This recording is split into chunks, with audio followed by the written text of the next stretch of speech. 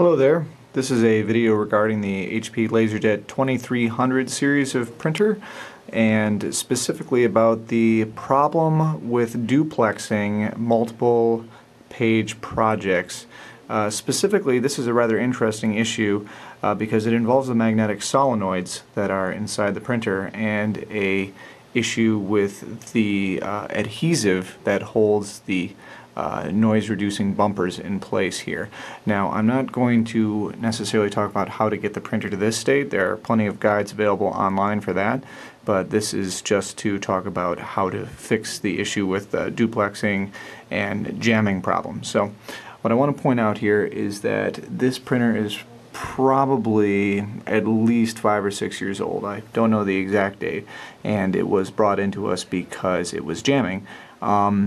Basically, these solenoids here help hold the gears in place. Sorry if that's a little bit blurry there. I'll try to back it out a little bit. Anyway, so these gears get held back and forth by these solenoids, which are little magnets down here. Now, originally, when HP sells these, there's a little tiny bumper that basically prevents that noise there. But over the years, that bumper gets worn down, and then all that's left stuck on the metal is just the adhesive that originally held the bumper in place. And you can already probably tell where I'm going with this.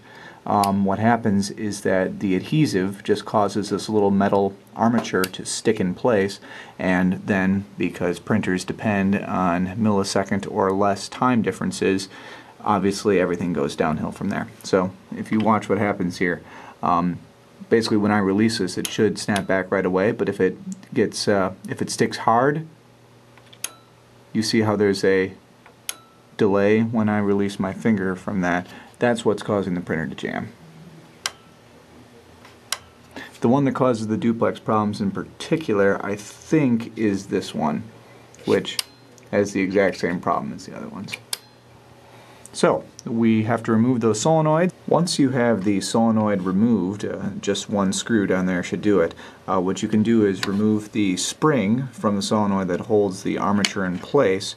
And yeah, just to try to turn this into the light here, you can already see that there's all kinds of black gunk caked on the top and bottom there. That's the remainder of the bumper. So here's a bumper right there. And there might have been a little bit of one up there at the top as well. So here and here, we need to just get all of that stuff just rubbed completely off.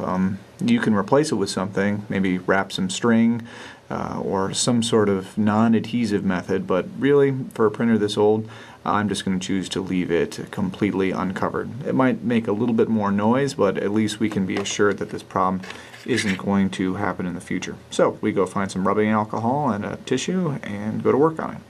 So as you can see here, we've removed all of the adhesive from the armature of the solenoid, and we've also taken it off the body of the solenoid. We can see how clean that is right there. No more of that black adhesive. Now, while I was doing this, I looked online, and it seems that, contrary to what I said previously, what we do want to do is actually take some kind of piece of plastic or some sort of magnetic resisting stuff and just stick it back on the place where the adhesive used to be. The reason for that is that a lot of times people just clean that off like I was planning on doing, and they don't replace it, and then there's a problem with residual magnetism from the solenoid. So it fires, it causes the metal to still be slightly magnetic, and then you have the same jamming and timing issues because, once again, all it takes is a microsecond of delay and then the printer will jam.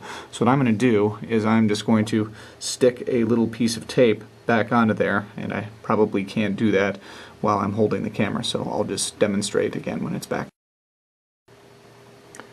Now, as you can see, that's what it looks like with my little gray piece of electrical tape stuck on there. Now you can go ahead and put the spring and the screw back into the solenoid and hook it back in. Just be very careful when putting the spring back on there, because I would suggest doing it from this angle here, otherwise that spring is going to try to act like a rubber band and shoot off into far corners of your office, which has already happened to me twice now, so just be careful when hooking that back on. Now, even though it doesn't have to be done, I've also removed the tray 1 and tray 2 solenoids as well to prepare to clean them. Yeah, you can see how much crud is on there. Try to zoom in a little bit.